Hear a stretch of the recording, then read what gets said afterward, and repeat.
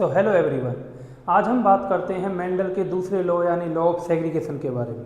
अब से पहले हमने पढ़ा था लॉ ऑफ डोमिनेंस के बारे में, और लॉ ऑफ डोमिनेंस के अंदर जो दो एक्सेप्शन हमें देखने को मिलती हैं, इनकम्प्लीट डोमिनेंस और कोडोमिनेंस के बारे में। आज हम बात करते हैं मेंडल का जो सेकंड लॉ है, जिसे हम नाम देते हैं बेटा लॉ ऑफ सेग्रीगेशन। सेग्रीगेशन का जो एक्चुअल मीनिंग होता है, सेग्रीगेशन का मतलब होता है सेपरेट होना। अब ये लॉ हमें क्या बताता है? ये लॉ एक तो बहुत ही यूनिवर्सल लॉ है, बहुत इंपॉर्टेंट लॉ है तीनों लॉ में से। इसका जो बेसिक मैकेनिज्म है वो ये है कि ये लॉ हमें बताता है कि हर एक इंडिविजुअल के पास क्या होती है बेटा, 2 एलील होती हैं फॉर अ ट्रेट। ये चीज़ हम पढ़ते आ रहे हैं कि हर एक ट्रेट के लिए 2 एलील होती है, जिसमें से एक डोमिनेंट होती है और एक क्या होती है, रिसेसिव होती है। अब हर ऑर्गेनिज्म के पास एक ट्रेट के लिए कितनी एलील हैं? 2। और इन दोनों में से क्या होता है बेटा, एलील सेपरेट होती हैं यानी सेग्रीगेट होती हैं during the formation of gametes.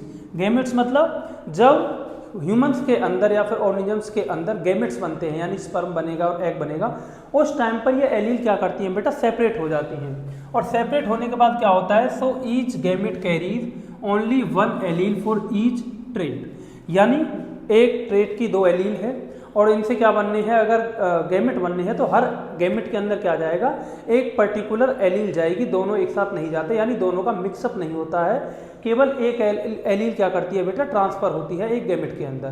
तो ये लॉ हमें बताता है कि at the time of gamete formation जो एलील्स होती हैं वो ब्लेंड नहीं करती हैं, वो मिक्स नहीं होती हैं, वो सेपरेटली क्या करती हैं, ट्रांसफर होती हैं इनटू द गैमेट्स। जब फर्टिलाइजेशन होती है इन ऑफस्प्रिंग बनने के लिए, तो जो ऑफस्प्रिंग होता है बेटा वो रिसीव करता है only 1 allele from each parent. यानी एक एलील जो होगी वो फादर की तरफ से आएगी और एक एलील कहाँ से आएगी, मदर की तरफ से आएगी, जिससे कि दोनों एलील मिलकर के क्या हो सके, दोबारा से 2 एलील हो सकें और ऑफस्प्रिंग के अंदर जो अमाउंट ऑफ एलील है एक ट्रेट के लिए वो क्या हो सके, इक्वल रह सके। यही जो मेन चीज़ है जो हमें बताता है लॉ ऑफ सेग्रीगेशन। ये क्या है कि जो एलील है एक ट्रेट के लिए वो कभी भी ब्लेंड नहीं करेंगी, मिक्सअप नहीं करेंगी, केवल एक एलील क्या करती है, ट्रांसफर होती है गैमेट बनाने के लिए। अब बेटा इस जो लॉ ऑफ सेग्रीगेशन जो हम पढ़ते हैं, इसका मेन पर्पस क्या है, ये हमें और चीज़ें क्या बताता है? ये हमें बताता है बेटा एलील जो हैं वो कभी भी मिक्स नहीं करेंगी, दे जस्ट सेपरेट। इसका मतलब जैसे हमने जब लॉ ऑफ डोमिनेंस पढ़ा था, लॉ ऑफ डोमिनेंस के अंदर हम पढ़ते हैं जब F1 जनरेशन आती है तो उसके अंदर जो करेक्टर अपीयर होता है वो टॉल वाला करेक्टर अपीयर होता है, यानी डोमिनेंट करेक्टर अपीयर होता है। लेकिन उसका मतलब ये नहीं है कि अगर रिसेसिव वाला अपना करेक्टर शो नहीं कर पाया तो रिसेसिव वाला वो खो गया, रिसेसिव वाला अपना करेक्टर कभी शो करेगा ही नहीं। लेकिन अगर हम उसका ही जब F2 जनरेशन निकालते हैं तो उसमें हमें जो रिजल्ट देखने को मिलता है उसमें टॉल देखने को मिलता है। तो इससे हमें ये पता लगता है कि जो रिसेसिव वाली जो एलील थी उसने अपने आप को बस मास्क कर लिया था, मतलब कि उसका जो करेक्टर था वो हिडन रह गया था। लेकिन जब भी उसको अपना जैसी कंडीशन मिलेगी, होमोजाइगस रिसेसिव कंडीशन मिलेगी, उस टाइम पर रिसेसिव भी अपना करेक्टर क्या करता है, अपीयर करता है। इस लॉ को हम बेटा दूसरा नाम क्या देते हैं, as the law of purity of gamete. Law of purity of gamete का मतलब क्या है कि at the time of formation of gamete हर गैमेट के अंदर एक एलील जाएगी, मिक्सअप नहीं होगा, ब्लेंडिंग नहीं होगी। और हर एक गैमेट के अंदर एक एलील जाने का मतलब है कि at the time of fertilisation जब 2 गैमेट आपस में फ्यूज करते हैं, मेल का स्पर्म और फीमेल का एग आपस में फ्यूज करेंगे और जाइगोट बनेगा, तो जाइगोट के अंदर दोबारा से फिर से कितने एलील हो जाएंगे, 2 एलील हो जाएंगे। यानी जो पेरेंट के जो स्पर्म और एग के अंदर एक एक एलील थी और जाइगोट के टाइम पर दोनों फ्यूज होकर के कितने एलील हो गई, 2 एलील हो गई। तो गैमेट के टाइम पर जो एलील का नंबर है वो क्या रहता है बेटा, सेम रहता है। इसी वजह से इसे हम दूसरा नाम देते हैं law of purity of gametes. Next अगर हम बात करें तो लॉ ऑफ सेग्रीगेशन को हम दूसरा नाम देते हैं बेटा यूनिवर्सल लॉ। यूनिवर्सल लॉ क्यों बोलते हैं, क्योंकि इस लॉ का आज तक कोई भी एक्सेप्शन देखने को हमें नहीं मिला है। जैसे लॉ ऑफ डोमिनेंस है, लॉ ऑफ डोमिनेंस का हमें एक्सेप्शन देखने को मिलता है इनकम्प्लीट डोमिनेंस और कोडोमिनेंस, लेकिन लॉ ऑफ सेग्रीगेशन का हमें आज तक कोई भी एक्सेप्शन देखने को नहीं मिला है।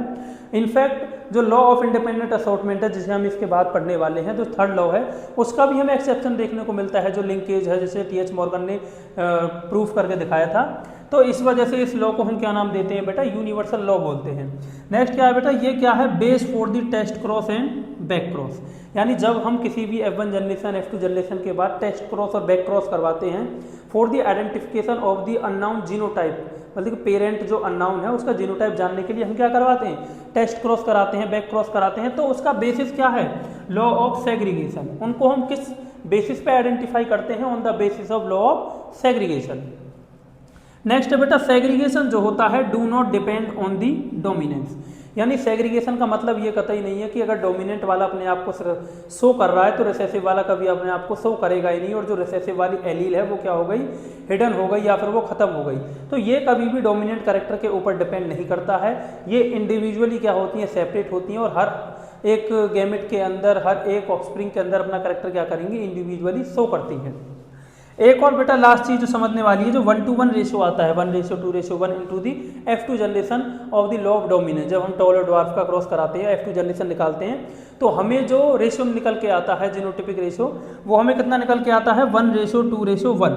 इसका मेन कारण क्या है बेटा, ये डायरेक्टली रिजल्ट है किसका, सेग्रीगेशन का। अगर एलील सेपरेट ना हो, अगर एलील सेपरेट ना हो तो F2 जनरेशन के अंदर हमें ये जो रिजल्ट देखने को मिलता है, जो ये रेशियो देखने को मिलता है, ये हमें कभी मिलेगा ही नहीं। तो आई होप आपको लॉ ऑफ सेग्रीगेशन बहुत ही अच्छे से समझ आया होगा, अच्छे से क्लियर हुआ होगा। अब हम जानते हैं नेक्स्ट पार्ट में कि किस तरह से लॉ ऑफ इंडिपेंडेंट असॉर्टमेंट क्या होता है, उसके अंदर डायहाइब्रिड क्रॉस को पढ़ेंगे, और फिर उसके बाद हम जानेंगे कि इसका एक्सेप्शन लिंकेज कैसे है। तो अब हम जानते हैं बेटा इनहेरिटेंस ऑफ 2 जीन यानी डायहाइब्रिड क्रॉस के बारे में। अब तक हमने जो पढ़ा था वो पढ़ा था इनहेरिटेंस ऑफ 1 जीन यानी मोनोहाइब्रिड क्रॉस को लेकर के, और मोनोहाइब्रिड क्रॉस को लेकर के हमने 2 लॉ पढ़े, लॉ ऑफ डोमिनेंस और लॉ ऑफ सेग्रीगेशन। अब हम जानते हैं लॉ ऑफ इंडिपेंडेंट असॉर्टमेंट का बेस क्या था, कि किस तरह से लॉ ऑफ इंडिपेंडेंट असॉर्टमेंट जो था वो दिया गया था। तो बेटा मेंडल ने क्या किया था, आफ्टर मोनोहाइब्रिड क्रॉस उसने कंडक्ट कराया एक डायहाइब्रिड क्रॉस। और डायहाइब्रिड क्रॉस क्या होता है, a cross in which there is study of inheritance of 2 pairs of characters, यानी जब हम एक क्रॉस के अंदर 2 कैरेक्टर्स को लेकर के कोई स्टडी करते हैं, उस तरह के क्रॉस को हम क्या नाम देते हैं, डायहाइब्रिड क्रॉस। मोनोहाइब्रिड क्रॉस क्या होता है, जब हम केवल सिंगल कैरेक्टर को लेकर के स्टडी करते हैं इनहेरिटेंस को, तब उसे हम नाम देते हैं मोनोहाइब्रिड। और डायहाइब्रिड जब हम 2 कॉन्ट्रास्टिंग कैरेक्टर्स के लिए क्या करते हैं, क्रॉस करते हैं, उसे हम बोलते हैं डायहाइब्रिड क्रॉस। अब मेंडल ने डायहाइब्रिड क्रॉस कराया क्यों था, उसके मन में क्यों आई कि डायहाइब्रिड क्रॉस मुझे कराना चाहिए, तो इसके पीछे का मेन कारण क्या था बेटा, Mendel wanted to know that observe is there any influence on the one characters of the inheritance of other character। Mendel ये जानना चाहता था कि क्या अगर 2 कैरेक्टर एक साथ हम क्रॉस में लेते हैं तो उसमें से एक कैरेक्टर का इन्फ्लुएंस दूसरे कैरेक्टर पे पड़ेगा या नहीं पड़ेगा, कि वो दोनों इंडिपेंडेंटली असॉर्ट होते हैं या फिर दोनों एक दूसरे को देख करके क्या करते हैं, असॉर्ट करते हैं, कि डोमिनेंट डोमिनेंट के साथ जाएगा और रिसेसिव रिसेसिव के साथ जाएगा। तो ये चीज़ जानने के लिए मेंडल ने क्या करवाया, डायहाइब्रिड क्रॉस को कंडक्ट करवाया। और जब उसने कंडक्ट करवाया तो उसने 2 कैरेक्टर चूज किए पी प्लांट के अंदर। गार्डन पी के अंदर उसने 2 कैरेक्टर चूज करे, एक तो था बेटा सीड की शेप। सीड की शेप भी 2 तरह की हो सकती है, एक तो हो सकती है राउंड जो कि क्या कंडीशन है, डोमिनेंट, और दूसरी शेप हो सकती है रिंकल जो क्या है, रिसेसिव कंडीशन है। दूसरा उसने क्या किया बेटा, सीड का जो कलर है, दूसरा जो करेक्टर लिया वो क्या लिया, सीड का कलर कैसा होगा। सीड का कलर जो येलो होता है वो होता है बेटा डोमिनेंट करेक्टर, और जो ग्रीन होता है वो होता है रिसेसिव करेक्टर। अब मेंडल ने क्या किया, इन दोनों ट्रेट को लेकर के ही क्या कराया, आपस में डायहाइब्रिड क्रॉस करवाया। तो सबसे पहले क्या किया, पेरेंट हमको मिल गए, एक तो लिया उसने डोमिनेंट करेक्टर राउंड येलो, और दूसरा उसने लिया रिसेसिव करेक्टर रिंकल ग्रीन। दोनों के जीनोटाइप बना लिए capital R capital R, capital Y capital Y. इसके जीनोटाइप क्या बनेंगे, small R small R, small Y small Y. अब दोनों के क्या बना लो, गैमेट बना लो, एक कैपिटल आर एक कैपिटल वाई, एक स्मॉल आर एक स्मॉल वाई। अब गैमेट बन गए, गैमेट बनाने के बाद क्या कर दो, इन दोनों की F1 जनरेशन निकालने के लिए फर्टिलाइजेशन करा दो।